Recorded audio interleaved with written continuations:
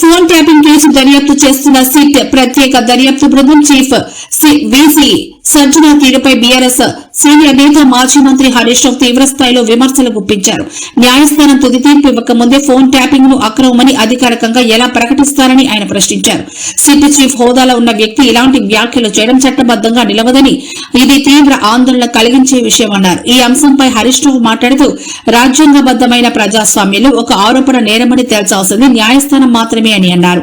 రాజ్యాంగంలోని ఆర్టికల్ 21 ప్రకారం నిందితుడు నిరపరాధి అనే భావన ప్రాథమిక సూత్రమని, దీన్ని విమర్శించరాదన్నారు. దర్యాప్తు చేయడం మాత్రమే పోలీసుల విధని, విచారణ దశలోని ఒక చర్యను చట్టవిరుద్ధమని ప్రకటించడానికి వారేమీ న్యాయమూర్తులు కాదని హరీష్ రావు అభిప్రాయపడ్డారు. అరే మొన్న చూసినాం కదా, ఆయన పేరేంది, మన ఏఐసిసి నాయకులు సంపత్ కుమార్ గారు డైరెక్ట్ కాంట్రాక్టర్నే బెదిరించేసిండు. 8 కోట్లు ఇస్తావా అని పేపర్లలో చదివినాం మనం. 8 కోట్లు ఇచ్చేదాకా కాదు అని వాళ్ళను కొట్టుడు, బండ్లు గుంజుకునుడు.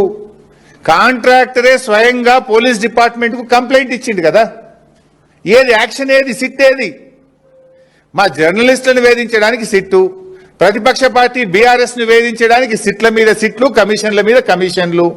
మరి వీటి మీద సిట్లేవి, కమిషన్లేవి? నేను అడుగుతున్నా, కాకీ బుక్ అందరికీ సమానమే అని నీతులు చెప్పే డీజీపీ శోధర్ రెడ్డి గారు, మీ కాకీ బుక్ కాకెత్తుకపోయిందా? ఎక్కడ పోయింది? కాంట్రాక్టర్ డైరెక్ట్ గా పోలీస్ స్టేషన్ లో కంప్లైంట్ ఇస్తే ఇప్పటికి ఎందుకు అరెస్ట్లు అయితలేవు? ఏమైంది కాకీ బుక్? సజ్జనార్ బాగా మాట్లాడినావు కదా, మొన్న జర్నలిస్టులను బెదిరించినావు కదా. ఎమర్జెన్సీ ఉంటే మీరు ఇక్కడ ఉంటారా, నేను మీతో మాట్లాడతానా, మీరంతా జైల్లో ఉంటారని జర్నలిస్టులనే బెదిరించే ధోరణితో మాట్లాడినావు కదా. ఏమైంది నీ రూల్ బుక్? సజ్జనార్, నీకు ఇవేం కనబట్టలేవా? ఈ రోజు పోలీసుల పైన, యంత్రాంగ పైన, ప్రభుత్వం పైన చాలా అంటే చాలా స్టేట్మెంట్ ఇస్తున్నారు. ఇప్పుడే వస్తే ముందు కూడా లైవ్ లో చూశాను. చాలా అంటే చాలా విమర్శ చేస్తున్నారు. ఏదో నిరంకుశ ప్రభుత్వము, లేదంటే ఎమర్జెన్సీ వస్తుంది, ఎమర్జెన్సీ ఉంటే మీరందరూ ఉండేవాళ్ళ, ఈరోజు మీ అందరితో మాట్లాడేవాడు, మీ అందరు కూడా లోపల ఉండేవాళ్ళు. సో అది అర్థం చేసుకోవాలి. చట్టం తను పని చేస్తుంది. డెఫినెట్లీ చట్ట భాగంగా ఏమైనా మనం డెఫినెట్లీ పోతాను, మనము అక్కడ సెర్చ్ చేస్తాను, కావాల్సిన వాళ్ళని అరెస్ట్ చేస్తాను, చట్టం ముందు పెడతాను, అప్పుడు చట్టం చూసుకుంటుంది. సో అందుకు ఎవరు కూడా మీరు విమర్శ చేయవచ్చు, కానీ వాళ్ళు చరిత్ర హాని చేయడం కానీ వాళ్ళపైన ఏం ఆధారం లేకుండా చేయడం చాలా బాధము. డెఫినెట్లీ చట్టం తన పని చేస్తుంది. తెలంగాణలో సంచలనం సృష్టించిన ఫోన్ ట్యాపింగ్ కేసుపై జాగృతి అధ్యక్షురాలు కల్వకుంట్ల కవిత కీలక వ్యాఖ్యలు చేశారు. ట్యాపింగ్ వ్యవహారంలో విచారణ తొందరగా ముగించి దోషులకు శిక్ష పడేలా చేయాలని డిమాండ్ చేశారు. ఫోన్ ట్యాపింగ్ కేసును సిట్ విచారిస్తున్న విషయం తెలిసిందే. ఈ కేసులో అధికారులకు సహకరించేందుకు తాను సిద్దమన్నారు. అధికారులు పిలిస్తే తాను విచారణకు హాజరవుతానని కవిత అన్నారు. ఈ మేరకు ఈ రోజు ఉదయం హైదరాబాద్ లో నిర్వహించిన మీడియా సమావేశంలో కవిత మాట్లాడుతూ ఫోన్ ట్యాపింగ్ కేసు విచారణ మొదలై 2 సంవత్సరాలు గడిచిందని అన్నారు. విచారణ సుదీర్ఘంగా కొనసాగడంపై విమర్శలు గుప్పించారు. విచారణ ఇంకెప్పుడు ముగుస్తుందని, దోషులను ఎప్పుడు శిక్షిస్తారని ప్రభుత్వాన్ని ప్రశ్నించారు. విచారణ జరుగుతుంది కదా. The investigation is going on, let it go. The investigation should happen in a more transparent way. So I have nothing to do with it. I'm like you, waiting for the result. I am hoping that this entire phone tapping thing will be concluded somewhere or the other. చట్టానికి ఎవరు కూడా అతీతులు కాదనడానికి మాత్రం మనము ఆలోచన చేసుకోవాలి. Same thing నిన్న కేసీఆర్ గారిని phone tapping పిలిచిన తర్వాత కూడా మళ్ళా వర్కింగ్ ప్రెసిడెంట్ కేటీఆర్ గారు మాట్లాడుతూ అనేకమైన అంశాలు చెప్పారు. విచారణకు పిలవడం నేరము, ఘోరము అన్నట్టుగా మాట్లాడినారు. నేనేమంటున్నా, ప్రజా జీవితంలో ఉన్నప్పుడు అనేకమైన అంశాలు ఉంటే వాటి కాన్సిక్వెన్సెస్ ఫేస్ చేయాల్సి వస్తుంది. సో ట్రాన్స్పరెంట్ గా విచారణ కొనసాగడానికి అందరం కూడా సహకరించి ఈ అంశాన్ని ఎంత తొందరగా క్లోజ్ చేస్తే అంత మంచిది. అసలు మమ్మల్ని విచారణకే పిలవద్దు అన్నట్టు మాట్లాడుతుంది. అసలు ఆ సిచ్యువేషన్ ఎందుకు వచ్చింది? ఇన్ని రోజులు పిలవలేదు కదా కేసీఆర్ గారిని విచారణకు. ఇప్పుడు ఆ సిచ్యువేషన్ వచ్చింది కదా.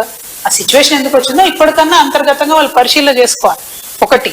2, ఒకవేళ పిలిచిండ్రు అనుకోండి విచారణకు, పోక తప్పదు. ఇప్పుడు రేపు నన్ను పిలిచినా పోతా. నన్ను కూడా అప్పుడు ఈడీ సిబిఐ పిలిస్తే పోతే కదా. నేను చేసినా నేరం చేయలేదా అనేటటువంటిది నేను చేయలేదని నా మనసుకు తెలుసు, కానీ అది ప్రూవ్ అవ్వాలి కదా. ఇప్పుడు కూడా అదే జరుగుతుంది. సో చట్టానికి అందరం కూడా సహకరించాలి. పిలిచినప్పుడు పోతాం. కాకపోతే ఆ యొక్క ఆలోచన విధానం ఏదైతున్నదో అందులో మార్పు రానంత కాలం బీఆర్ఎస్ పార్టీని మాత్రం ఎవడు కూడా బాగు చేయలేదు. బ్రదర్, మన ఏం జరిగిందో నాకు తెలియదు. వారు మాట్లాడిన మాటలు చూడండి. ఎట్లా అయితే మంచోడైనా చెడ్డోడైనా మేము చెప్పిన వాళ్ళకి ఓటేయాలన్నారో, అసలు మమ్మల్ని విచారణకే పిలవద్దు అన్నట్టు మాట్లాడుతుంది. అసలు ఆ సిచ్యువేషన్ ఎందుకు వచ్చింది? ఇన్ని రోజులు పిలవలేదు కదా కేసీఆర్ గారిని విచారణకు. ఇప్పుడు ఆ సిచ్యువేషన్ వచ్చింది కదా. ఆ సిచ్యువేషన్ ఎందుకు వచ్చిందో ఇప్పటికన్నా అంతర్గతంగా వాళ్ళు పరిశీలన చేసుకోవాలి. ఫోన్ ట్యాపింగ్ కేసులో బీఆర్ఎస్ నేత మాజీ సీఎం కేసీఆర్ సిట్ విచారణ ముగిసింది. హైదరాబాద్ నందినగర్లోని ఆయన నివాసంలో 4.5 గంటలకు పైగా సిట్ అధికారులు ప్రశ్నించారు. అనంతరం నందినగర్ నివాసం వద్ద సిట్ విచారణపై పార్టీ నాయకులతో కలిసి BRS working president KTR media సమావేశం నిర్వహించారు. ఈ సందర్భంగా కేటీఆర్ మాట్లాడుతూ ఈ కేసులో లీకులే తప్ప ఆధారాలు లేవని, కేసులో డొల్లతనం బయటపడిందన్నారు. మున్సిపల్ ఎన్నికల్లో మా అటెన్షన్ దెబ్బతీయడానికి విచారణలు చేపట్టినట్లు ఆరోపించారు. విచారణ ఎవరి ఆధీనంలో జరుగుతుందో అర్థం కావడం లేదన్నారు. విచారణ చేసేది సిట్టా, పీసీసీనా లేక బీజేపీనా అని విమర్శించారు. సీఎం రేవంత్ గాలి మాటలు మాట్లాడుతూ గాలికి తిరుగుతున్నారు. ఇదిగో పులి అదిగో తోక అంటూ డ్రామా ఆడుతున్నారని మండిపడ్డారు. సిట్ చట్టాన్ని అతిక్రమించినా కేసీఆర్ విచారణకు సహకరించారని అన్నారు.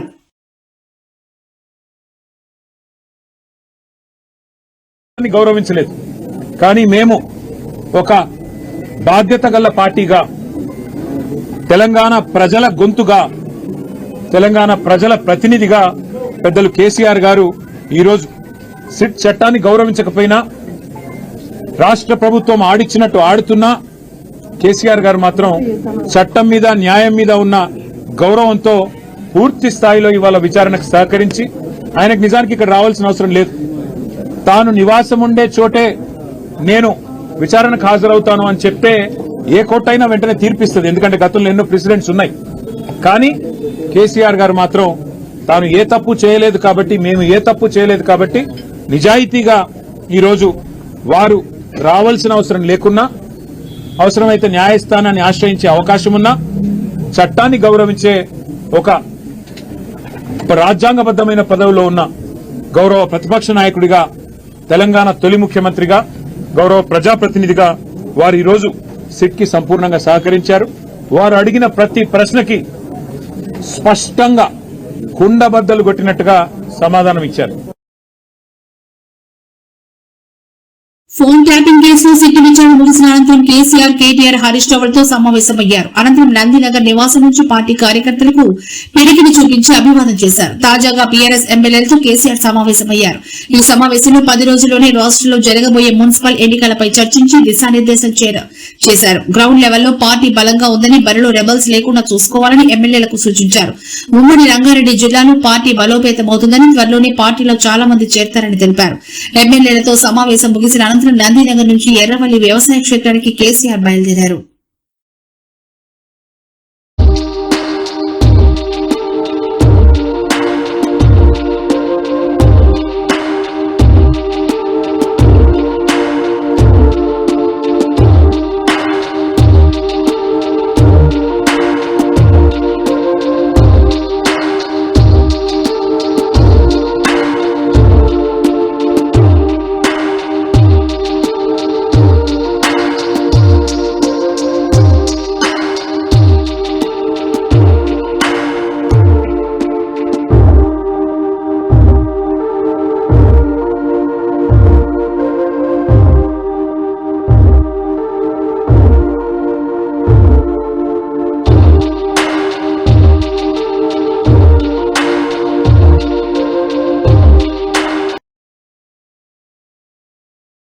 ఆంధ్రప్రదేశ్ లో అలజడి సృష్టించాలని, హింసను ప్రేరేపించాలని వైసీపీ ప్రయత్నిస్తోందని ముఖ్యమంత్రి చంద్రబాబు ఆరోపించారు. ఇందులో భాగంగానే రెచ్చగొట్టే ప్రయత్నాలు చేస్తోందని, ఆ ట్రాప్ లో పడొద్దని టీడీపీ నేతలకు ఆయన సూచించారు. ఈ మేరకు మంత్రులు, పార్టీ సీనియర్ నేతలతో ఆయన ఈ రోజు ఉదయం టెలికాన్ఫరెన్స్ నిర్వహించారు. అధికారంలో కోల్పోయానే అసహనంతోనే వైసీపీ రెచ్చగొట్టాలని చూస్తోందని చంద్రబాబు చెప్పారు. అందుకే ఆ పార్టీ నేతలు బూతులు మాట్లాడుతున్నారని, సంయమనం పాటించాలని చెప్పారు. ఈ టెలికాన్ఫరెన్స్ లో టీడీపీ రాష్ట్ర అధ్యకుడు పల్లా శ్రీనివాసరావు, మంత్రులు పయ్యావుల కేశవ్, అచ్చెన్నాయుడు, అనగారి సత్యప్రసాద్ తదితరులు పాల్గొన్నారు. వైసీపీ రెచ్చగొట్టే చర్యలకు దిగుతోంది అన్న చంద్రబాబు, ఆ పార్టీ ఉచ్చులో పడి టీడీపీ శ్రేణులు సమయం కోల్పోకుండా చూసుకోవాల్సిన బాధ్యత సీనియర్ నేతలదని చెప్పారు. హింస, విధ్వంసం, అవినీతి పునాదులపై వైసీపీ పుట్టిందని, ఆ పార్టీ ట్రాప్ తో పడితే వారికి మనకు తేడా ఉన్నదని అన్నారు.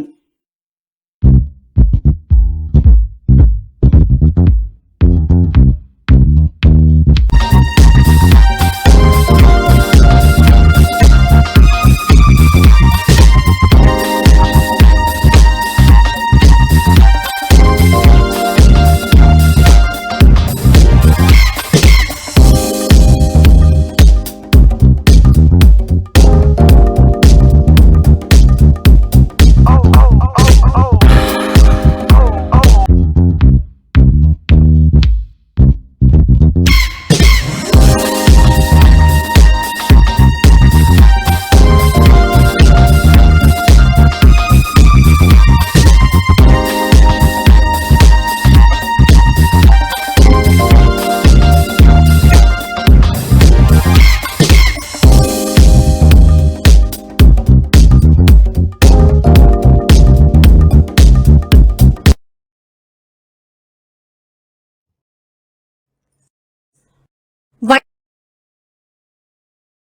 వైసీపీ సీనియర్ నేత మాజీ మంత్రి జోగి రమేష్ తన భద్రతా విషయంపై ఏపీ హైకోర్టును ఆశ్రయించారు.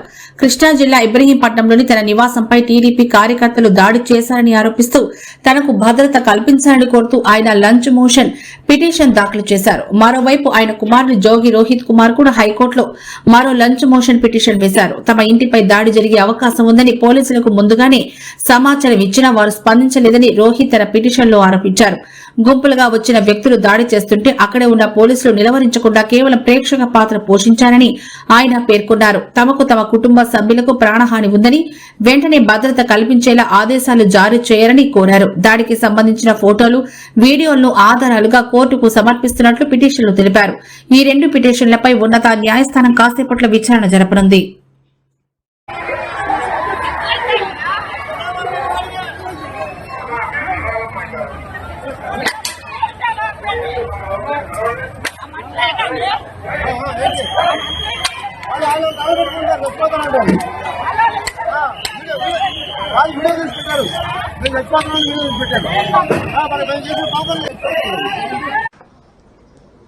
మీడియా మిత్రుల సమక్షంలో ప్రజలకు చెప్తా ఉన్నా, రేపు నా మీద ఎటువంటి ఇబ్బంది జరిగినా, నా మీద ఎటువంటి దాడి జరిగినా, లేకపోతే నన్ను ఏ విధమైన చిత్రహింసలకు గురి చేయాలని చూసినా ఒకటే చెప్తా ఉన్నా,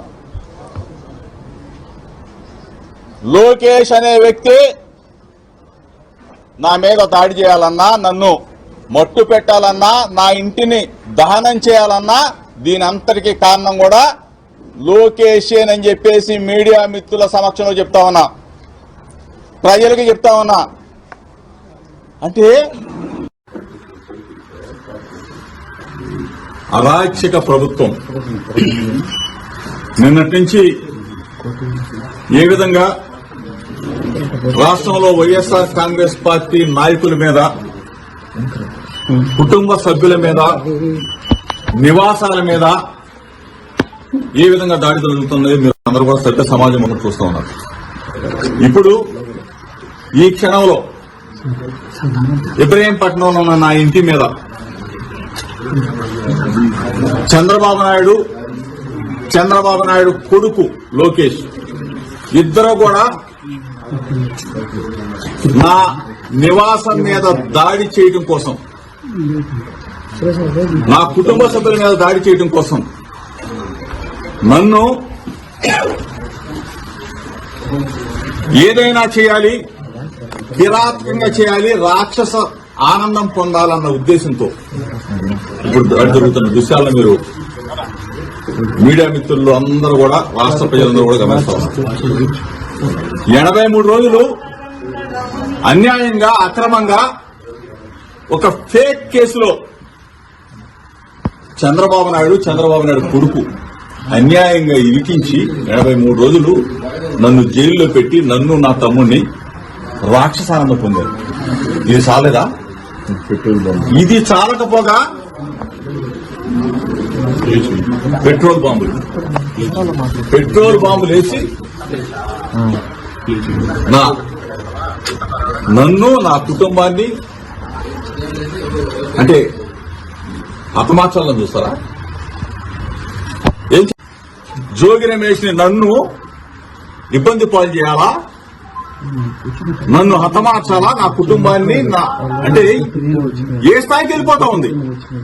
ప్రజాస్వామ్యం, రాజ్యాంగం మొత్తం కూడా కూనీ చేస్తూ పోలీసు వ్యవస్థ చోద్యం చూస్తా ఉన్నారు.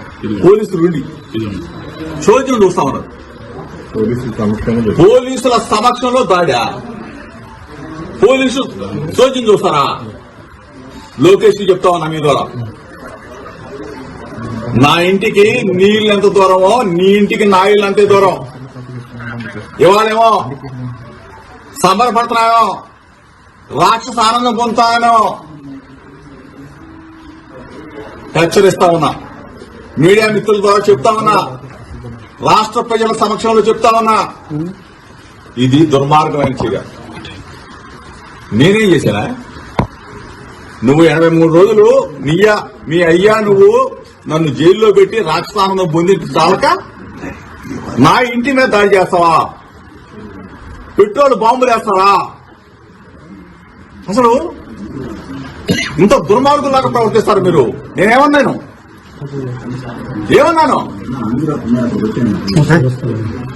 ఈరోజు మీరు చేసిన దుర్మార్గం మేమేదో భయపడతాననుకున్నామో చూస్తా. నువ్వు నీ గోండాలని, నీ రౌడీలని, నీ పిక్ పాకెట్లని, బ్లేడ్ బ్యాచ్ ని, గంజాయి బ్యాచ్ ని విజయవాడ నుంచి, నలుమూల నుంచి నా ఇంటి మీద పంపిస్తావా?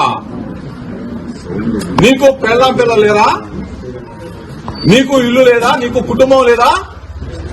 ఇవాళతో ఇది ఆగిపోతుంది అనుకుంటున్నావా? లోకేష్ చెప్తా ఉన్నా, నువ్వు ఇటువంటి రాక్షసానందాన్ని కదా నువ్వు అబ్బాయిని చెప్పకపోతే ఇటువంటి పనికి మారిన పిల్ల చేస్తలకి దూరం భయపడ్డావు. చిన్నప్పటి నుంచి రాజకీయాల్లో ఉన్నా నీ పిల్ల చేసలకి, నీ వెర్రి చేసలకి చేశారన్న ఆరోపణలపై గుంటూరు పోలీసులు ఆయన్ను అరెస్ట్ చేశారు. ఈ క్రమంలో ఆయన కోర్టులో ఆదివారం హాజరుపరిచారు. అనంతరం సోమవారం తెల్లవారుజామున రాజమండ్రి సెంట్రల్ జైలుకు రాంబాబును పోలీసులు తరలించారు. జైలు నిబంధనల ప్రకారం కఠినంగా వ్యవహరించిన అధికారులు అంబటి రాంబాబు కోసం కుటుంబ సభ్యులు పంపిన దుస్తులను సంచిలో పంపేందుకు సైతం అనుమతించలేదు. అంతకుముందు కోర్టులో తన గోడును వెళ్లబోసుకున్న అంబటి తనను పోలీసులు శారీరకంగా ఇబ్బంది పెట్టారని ఆవేదన వ్యక్తం చేశారు. ఏదేమైనా ఒకప్పటి మంత్రిని ఇలా అత్యంత వేగంగా రాజమండ్రి జైలుకు తరలించడం రాష్ట్ర వ్యాప్తంగా చర్చనీయాంశమైంది.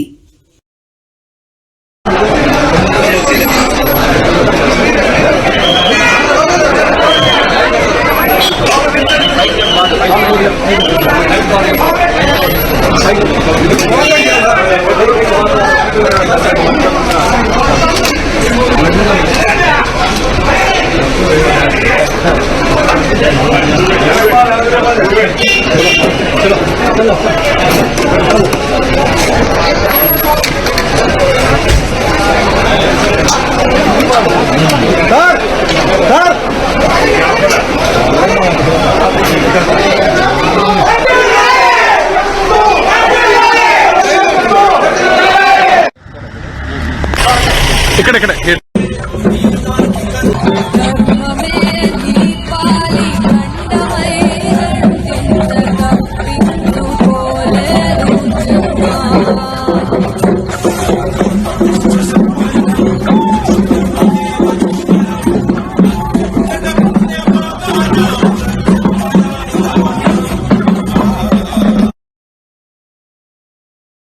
తప్పుల్ని ప్రశ్నిస్తుంటే కూటమి ప్రభుత్వం జీర్ణించుకోలేక తమ పార్టీ నేతలపై వారిళ్లపై దాడులు చేస్తోందని వైఎస్ఆర్సీపీ అధ్యక్షుడు ఏపీ మాజీ సీఎం వైఎస్ జగన్ ఫైర్ అయ్యారు. ఈ మేరకు ఆయన ఎక్స్ లో చంద్రబాబుకు సున్నితమైన హెచ్చరిక చేశారు. ప్రజాస్వామ్యంలో మీరు చేసిన తప్పుడు ఆరోపణలు తప్పని, ఏకంగా కేంద్ర ప్రభుత్వానికి చెందిన ల్యాబులు ఎన్డీటీపీ, ఎన్డీఆర్ఐ నిర్ధారణ చేసిన తర్వాత మీరు చేసిన ఆ తప్పులకు మిమ్మల్ని ప్రశ్నిస్తే జీర్ణించుకోలేక అంబటి రాంబాబు, జోగి రమేష్ ఇళ్లకు మీరు నిప్పు పెట్టడం, ఆ దుశ్చర్యలతో భయాన్ని కలిగించారని మీరు అనుకోవడం మీ భ్రమేనన్నారు. ఆ ఇద్దరు ఇళ్లకు పెట్టిన నిప్పు మీరు మీ ప్రభుత్వానికి పెట్టుకున్నట్లేనని గుర్తుంచుకోవాలని పేర్కొన్నారు. అంబటి రాంబాబు, జోగి రమేష్ ఇళ్లకు పెట్టిన నిప్పు అరాచకానికి, ఆటవిక పాలనకు, జంగిల్ రాజ్ కు ప్రతీక అని తెలిపారు. కానీ ఈ నిప్పు ద్వారా ప్రజాస్వామ్యంపై రగిల్చిన మంటలతో పుట్టిన వేడి చంద్రబాబు సర్కార్ను దహించి వేస్తోందని జోషి చెప్పారు. నేను సృష్టించిన జంగిల్ రాజ్ భూస్థాపితం కాక తప్పదు, చరిత్ర చెప్పే సత్యం ఇది అని జగన్ చేసిన ట్వీట్ లో తెలిపారు.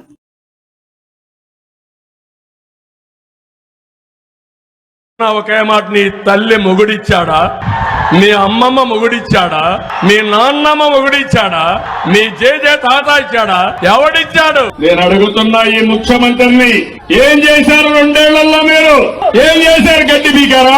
ఇంకేమన్నా బీకారా? ఏటూ తిరుగుతా ఉంటాడు, అటు ఇటు పిచ్చి కుక్క మార్గ తిరుగుతానే ఉంటాడు.